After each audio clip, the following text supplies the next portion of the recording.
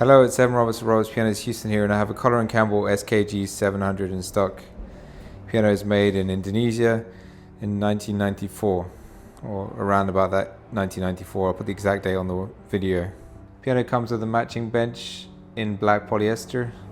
There is some light scratching just from putting music in certain places. The piano is about 6'8" long.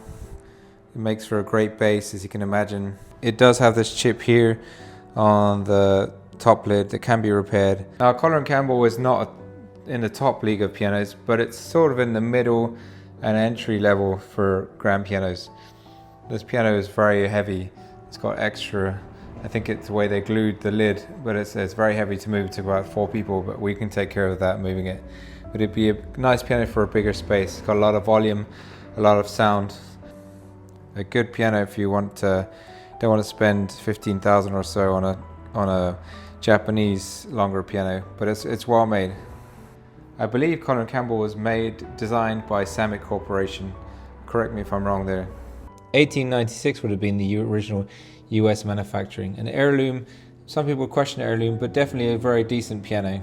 It has duplexing here to lift up the string and create some synthetic resonance, which is a good thing overall. Now, top pianos have it staggered so that they control the pitch all the way up the piano, either a fifth or an octave above. In this case, it won't be quite as accurate, but it will create some interest in the sound. One of the signs that someone's interested in designing the piano and they take pride is that they number the bridge. Cheaper pianos tend not to do that. It could be anecdotal, and it might not be always the case, but to me it indicates they were thinking about the piano being restored in the future. So maybe they're thinking about this piano for institutions or schools, and it will fill a bigger room with its sound. Interestingly enough, it has F-holes on the bass bridge, which is something I've seen on Bosendorf for a while. It's not quite the same design, but it's something to change the sound. If you know more about that, please let me know. But the bass bridge has these designs drilled out.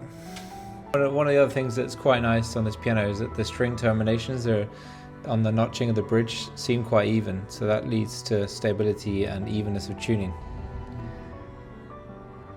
A longer piano usually means a longer keyboard, so we've got a longer key, which is more leverage, which is good for the touch. As you can see, there's hardly any wear on the hammers. The piano wasn't really played, it was actually in storage for a few years, and everything's fine. I've checked the condition of the tuning. I've tuned it a couple of times now.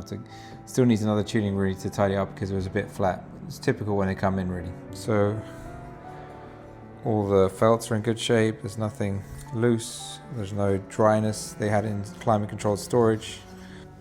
The keys are in immaculate condition. They're in very good condition. And all the whippings and all the felts are great. Very minor wear on the back checks here. Nothing to phone home about. And over here on the rollers, the knuckles, all good.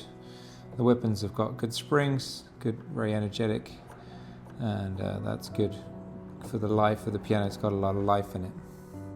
I have sold some, we have sold one recently where we had to change the back checks to wear a different type of leather. In this case, the leather is very good, and it's not going to be an issue here.